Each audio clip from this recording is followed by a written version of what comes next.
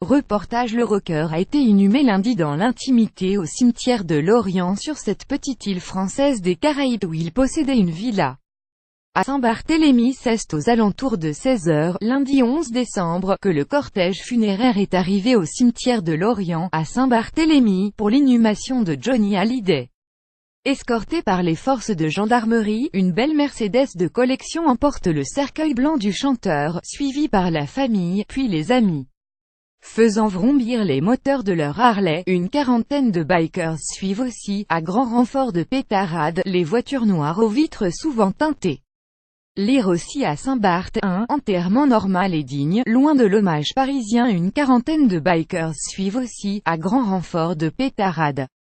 HELENVALENZUELAFP. Si l'accès au cimetière est jalousement gardé par de vigilants gendarmes, des badauds sont là pour voir passer le cortège, lançant des fleurs sous les roues des voitures.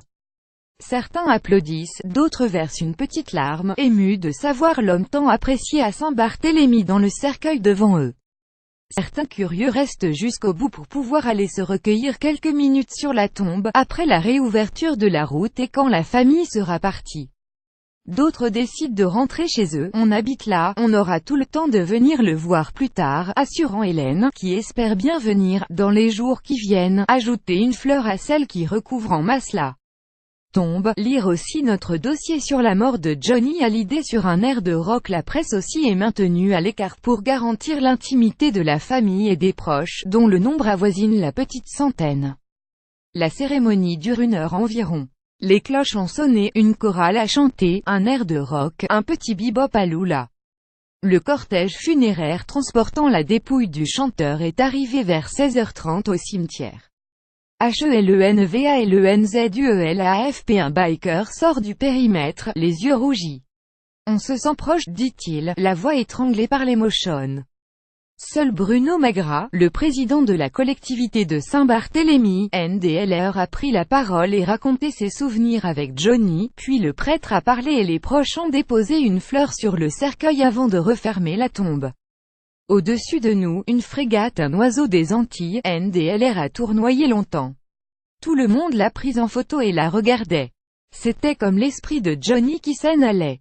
Après la cérémonie, tout le monde s'est retrouvé au bar adjacent au cimetière le Jojo Burger. HELENVALENZUELAFP. Après la cérémonie, tout le monde s'est retrouvé au bar adjacent au cimetière le Jojo Burger. L'occasion de se saluer, de se remémorer autour d'un verre la star qu'il était. La tombe couverte de fleurs blanches embaume l'encens dont l'odeur se répand tout autour du cimetière. Après le départ de la famille Hallyday, certains amis et habitués sont restés, et ont chanté Tennessee, d'abord, puis Que je t'aimais. Laetitia Hallyday, après la cérémonie, au Jojo Burger. HELENVALENZUELAFP.